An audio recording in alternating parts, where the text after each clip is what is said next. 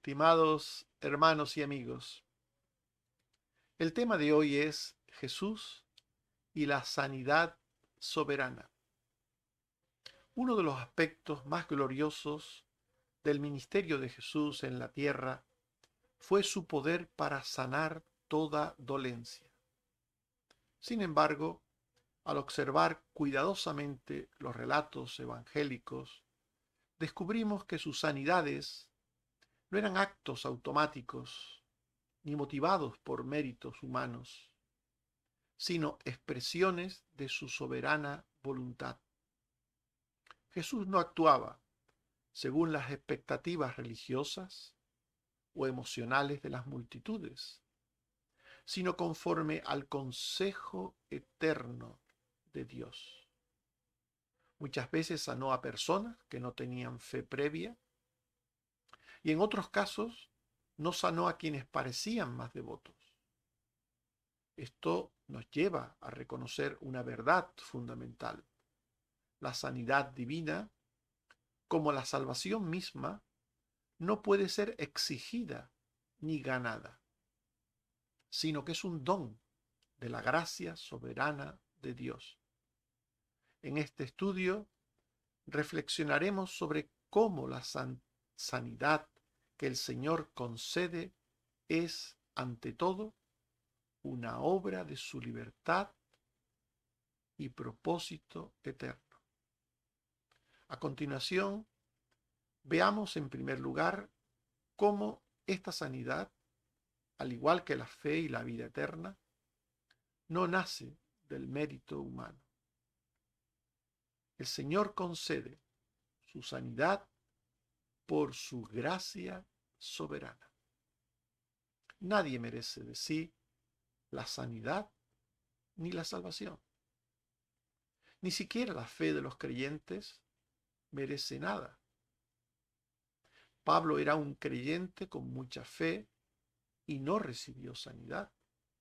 Si hay un hombre de fe en el Nuevo Testamento, es Pablo. Y él pidió a Dios por una enfermedad que padecía. Y Dios no le dio sanidad. Y tenía mucha fe. Segunda a los Corintios 12, 7 al 9.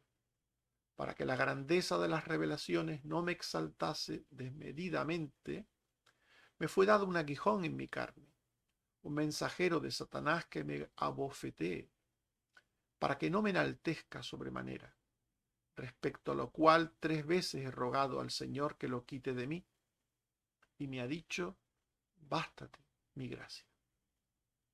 Dios no le concedió sanidad a Pablo. La fe es un don de Dios. Un don de Dios que lleva a recibir la gracia redentora o sanadora. Es como un vaso que Dios nos da para beber del agua de su gracia. Dios nos da el agua de su gracia y nos da el recipiente por el que bebemos de su gracia. Y la fe es ese recipiente. Efesios 2, 8 al 9.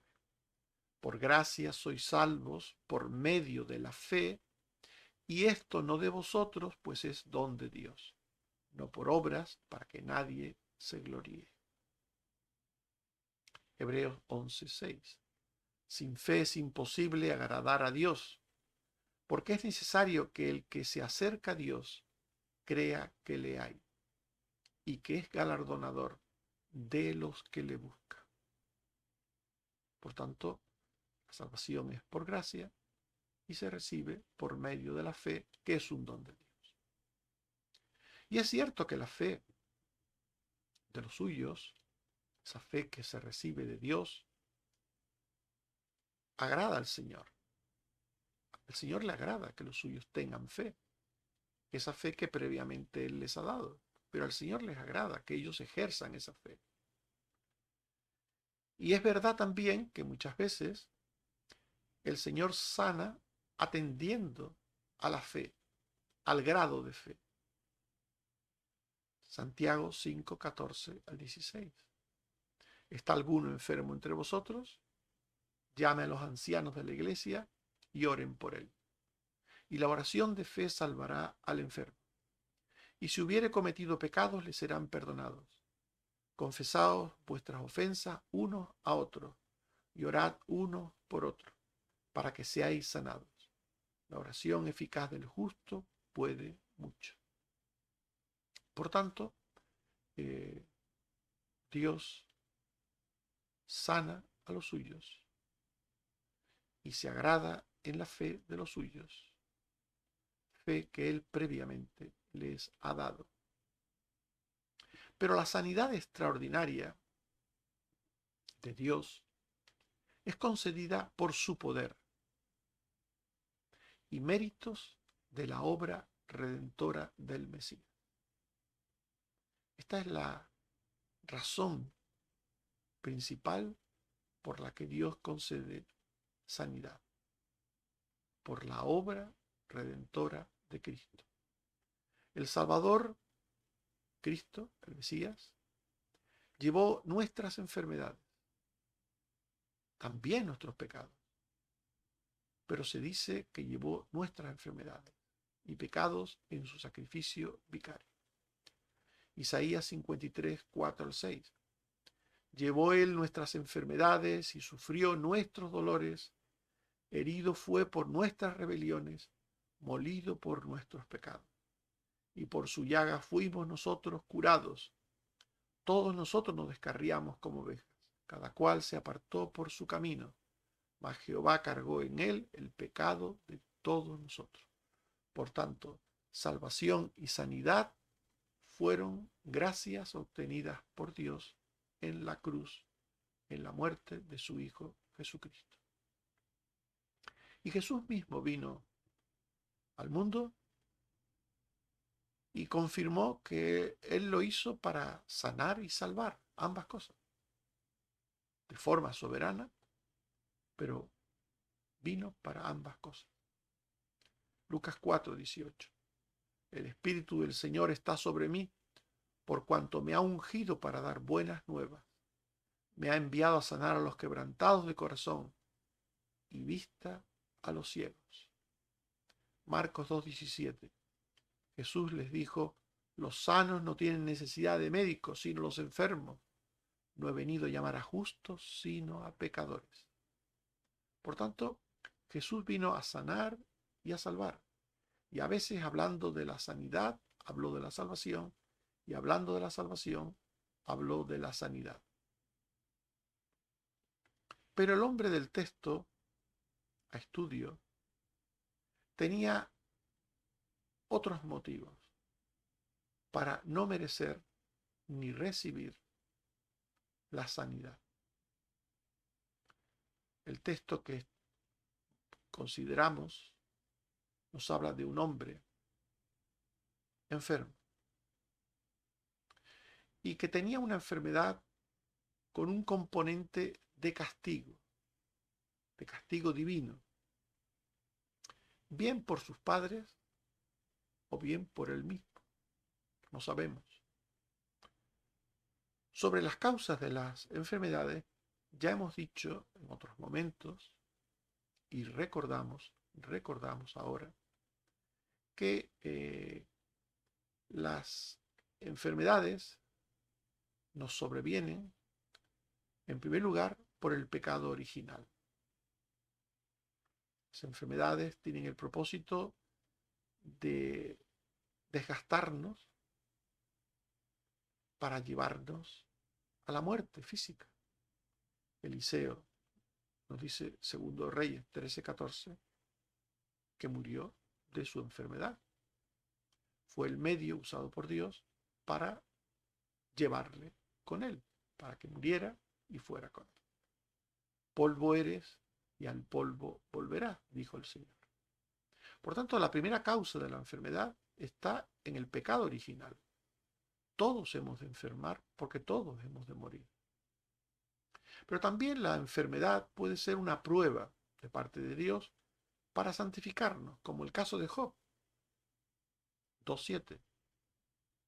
En su caso, la enfermedad que padeció fue una prueba y Dios permitió al diablo probarle. También la enfermedad puede ser un juicio, un castigo de Dios, como fue el caso de Jorán, segundo de Crónicas 21:18, al que Dios le envió una enfermedad terrible como castigo por su pecado recalcitrante, por su actitud de dureza de corazón.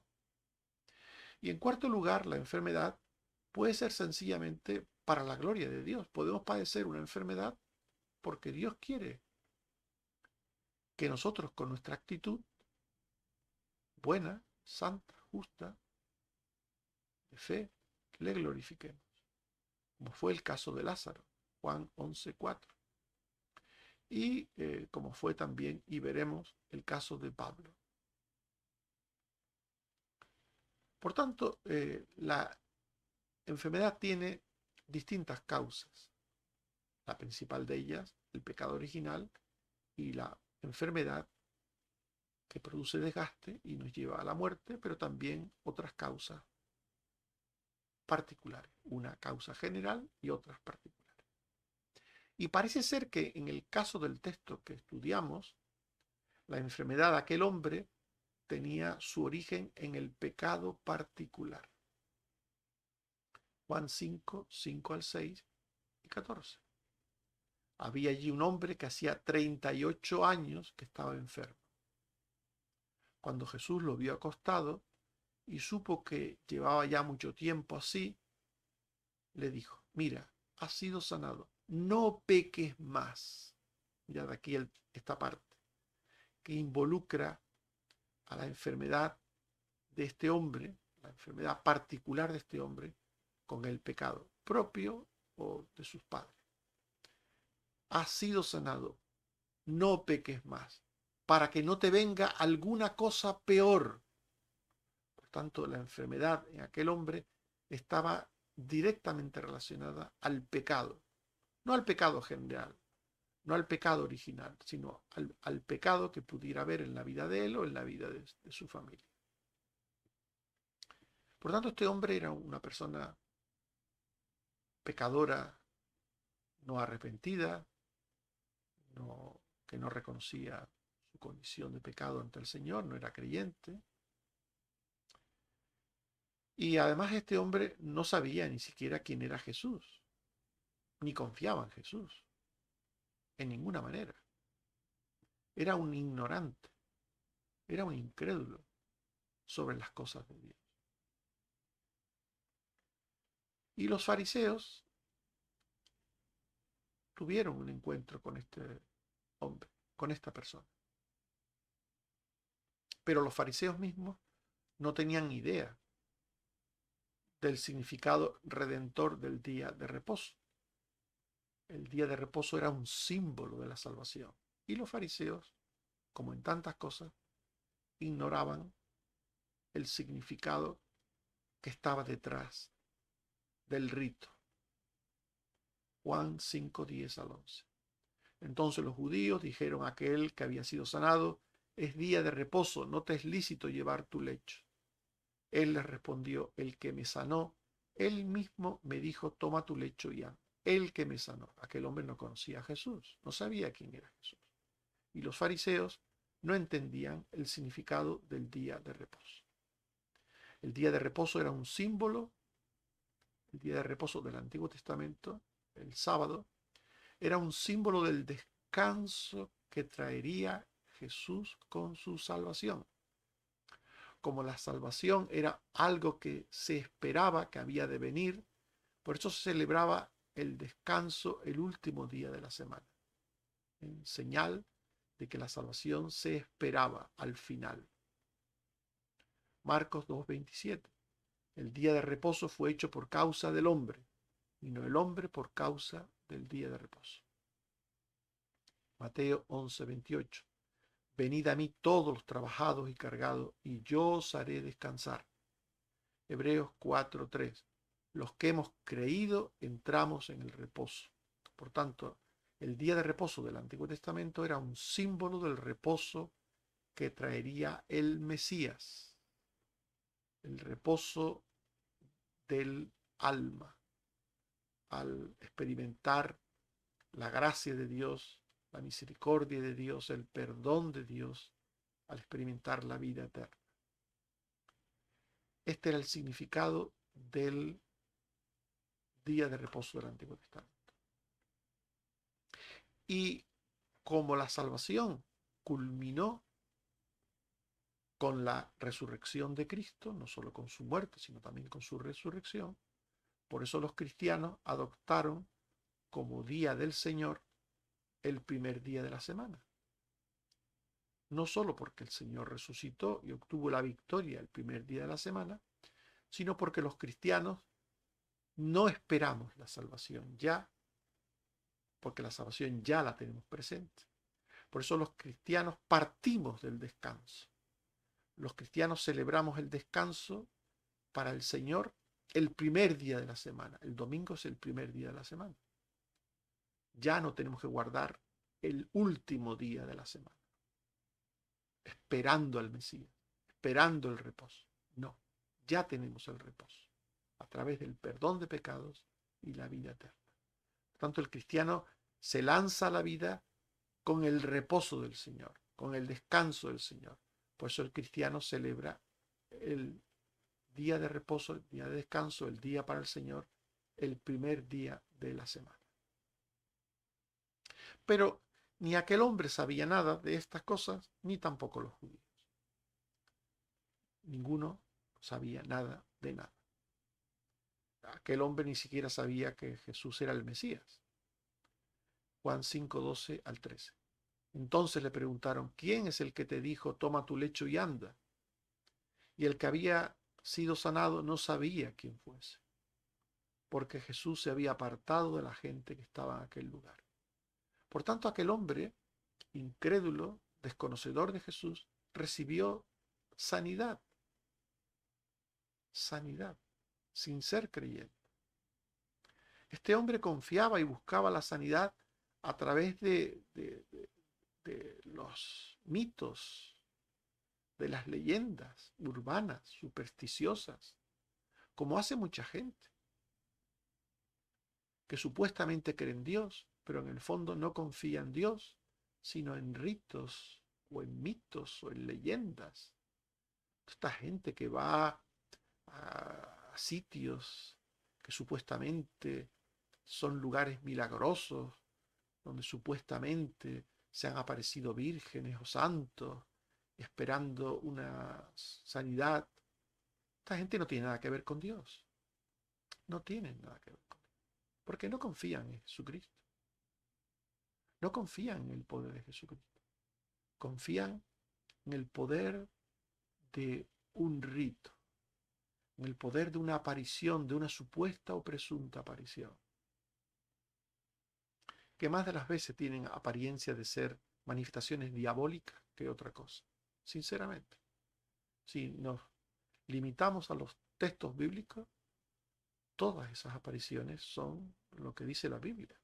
El diablo se disfraza como ángel de luz para engañar.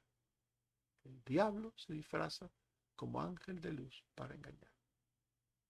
Este hombre, que no conocía a Cristo, que no creía en Cristo, confiaba y buscaba la sanidad a través de uno de los mitos existentes en su época.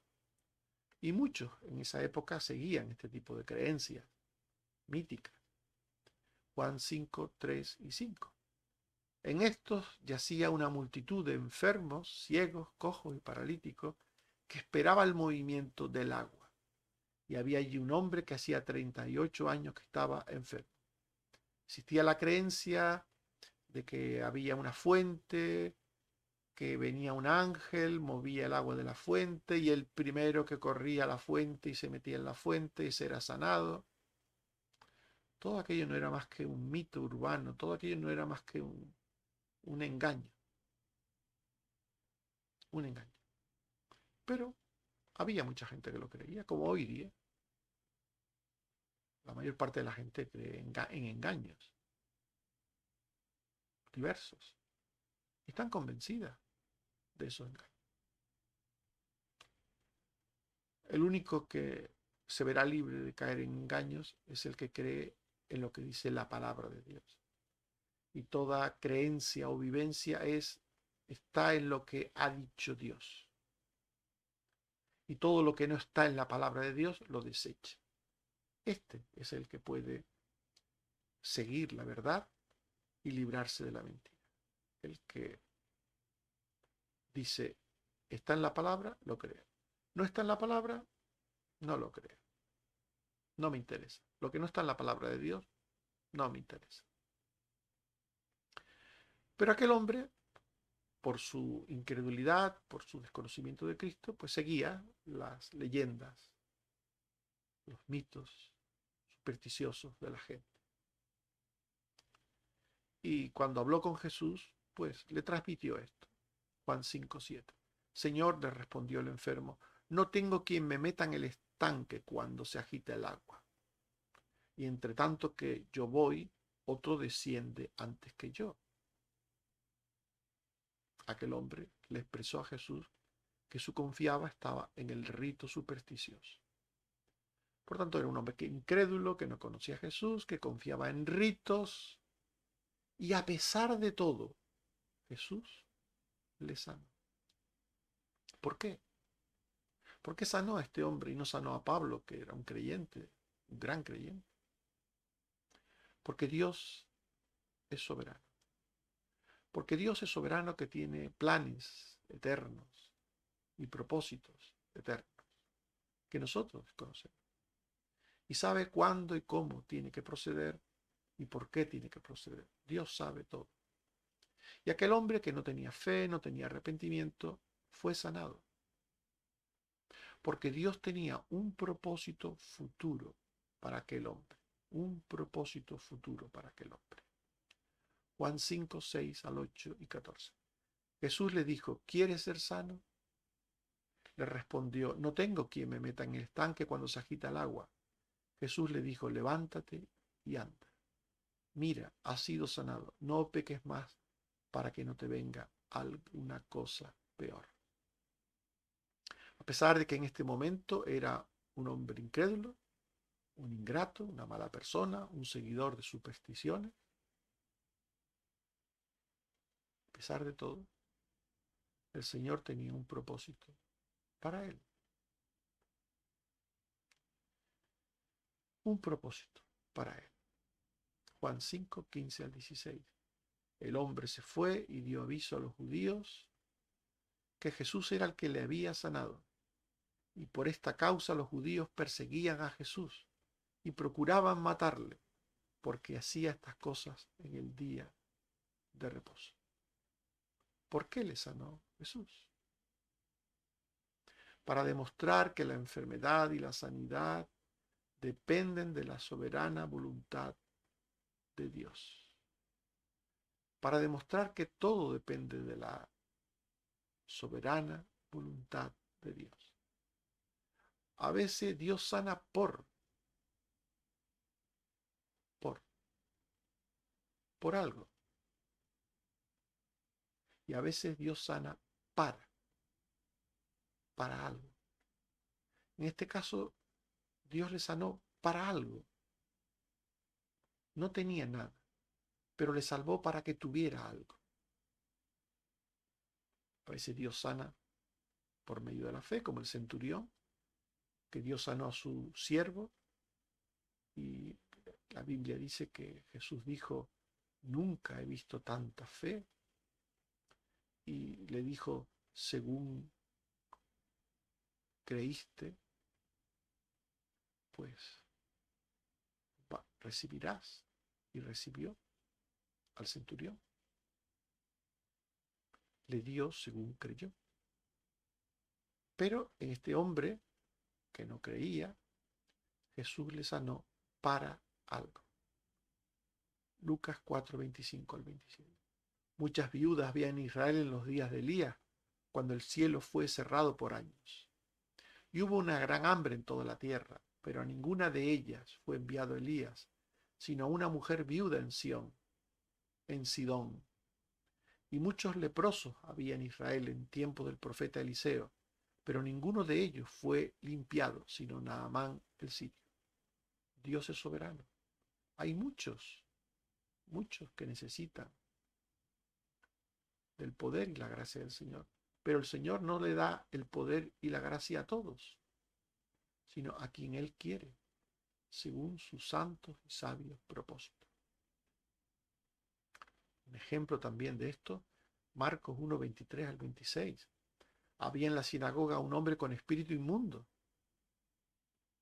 Está claro que un hombre con un espíritu inmundo, con un demonio dentro, no tenía ni fe, ni arrepentimiento, ni conocimiento de Jesús, y que no tenía ningún tipo de mérito. Está claro. Pero dice la Biblia, había un hombre con un espíritu inmundo que dio voces diciendo, ¿qué tienes con nosotros, Jesús Nazareno? ¿Has venido para destruirnos? Sé quién eres, el Santo de Dios. Pero Jesús le reprendió diciendo, cállate y sal de él. Y el espíritu inmundo, sacudiéndole con violencia y clamando a gran voz, salió de él. Otro ejemplo de una persona sin méritos, sin fe, sin gracia ninguna, que fue sanada por el Señor. Y es que el Señor puede querer hacer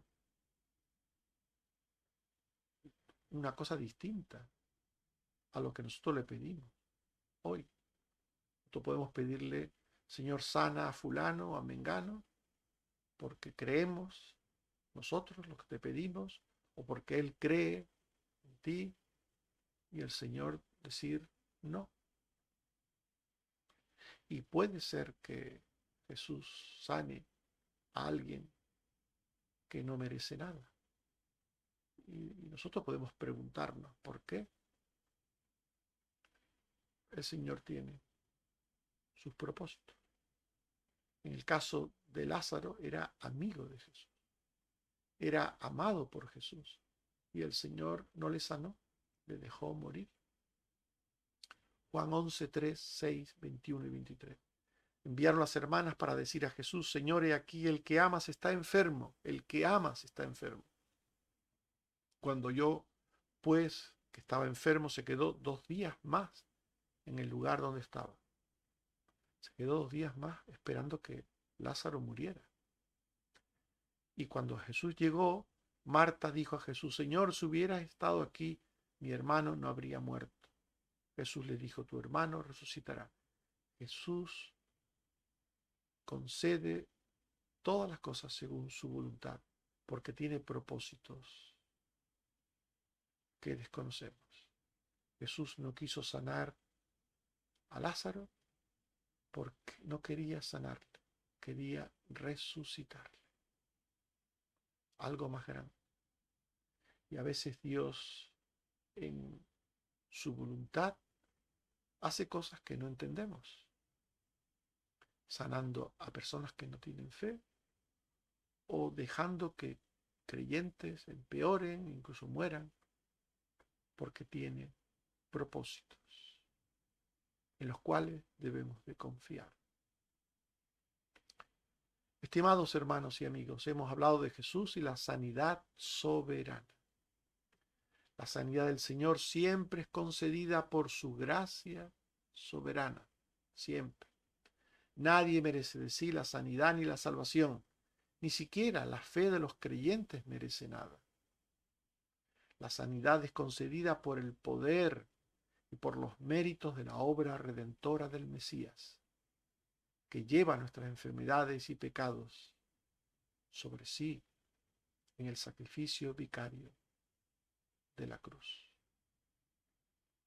Pero en el caso que estudiamos, el hombre del texto que estudiamos, en este caso el Señor tenía otros motivos para sanarle, a pesar de que él no merecía recibir la sanidad. La enfermedad de este hombre tenía un componente de castigo, bien por sus padres o por él mismo, a pesar de lo cual este hombre incrédulo que no conocía a Jesús, que no confiaba en él, que no sabía quién era Jesús, recibió sanidad, porque Jesús en su soberana gracia tuvo un propósito posterior para con él. Confiemos, hermanos y amigos, en lo que dice Romanos 8:28. Sabemos que a los que aman a Dios todas las cosas les ayudan a bien. Esto es, a los que conforme a su propósito son llamados.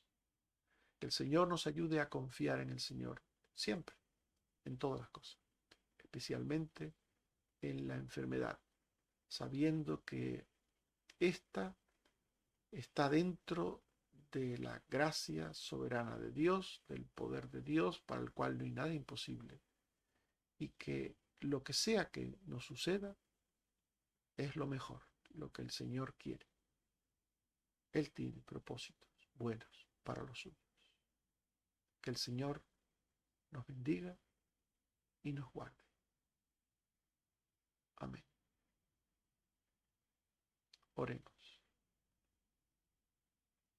Señor, te damos gracias por tu palabra. Entendemos que a veces tu palabra no tiene la lógica nuestra, humana, porque tus caminos son más altos que nuestros caminos y tus pensamientos más altos que nuestros pensamientos. Ayúdanos, Señor, a tener fe, a someternos a tu voluntad, sea esta cual sea, aceptarla con gozo, con fe, con una actitud de entereza siempre. Y a no dejar nunca de orar ni de pedir, pero también a entender que tú puedes, en tu soberana voluntad, hacer cosas por los tuyos y usar la fe como un medio para concederles a los tuyos sanidad u otras cosas. Y otras veces, tú, Señor, concedes sanidad u otras cosas para llevar a la salvación, para quebrantar, para mostrar que tú haces las cosas según propósitos que escapan a nuestra voluntad y que nos llamas a confiar y depender de ti, Señor. Ayúdanos en todo esto, oh Padre. Te seguimos dando gracias por los enfermos. Te pedimos por ellos, Señor. Nos acordamos de Toño, nos acordamos de Susana, nos acordamos de Cristina, nos acordamos de Bárbara, nos acordamos de los padres de Ricardo y de Patricia, nos acordamos de Otto, nos acordamos de Águeda, de todos los que tienen que operarse, como Gamaliel, Lidia o yo mismo, Señor. De todos, Señor, los que te necesitan por alguna razón. Bendice a todos los enfermos. Bendice también a Benjamín y su pronto viaje a Tenerife. Ayúdale, Señor. Y lo ponemos todo en tus manos una vez más, por los méritos de tu Hijo Jesucristo, en el cual oramos y pedimos todas estas cosas. Amén. Que el Señor nos bendiga y nos guarde.